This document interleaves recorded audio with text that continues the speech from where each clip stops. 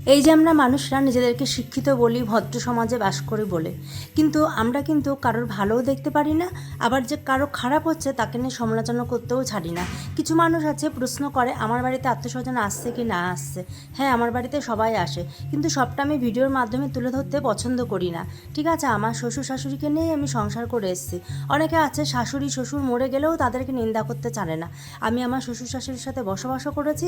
হ্যাঁ, তাদের সাথে ঝগড়াও হয়েছে, অশান্তিও হয়েছে, কিন্তু আমি তাদের খুব প্রিয় পাত্রীও ছিলাম এবং তারাও আমার কাছে অনেক ভালোবাসার এবং শ্রদ্ধার মানুষও আছে। ঠিক আছে, আর আমার হাজব্যান্ড আমার বাড়িতে আসছে কি না আসছে সেটাকে আমি সবাইকে বলে বেড়াতে যাবো নাকি? কারণ কার হাজব্যান্ড কখন আসছে না আসছে কী করছে আমি কোনো কোথাও পর্যন্ত দেখাই না।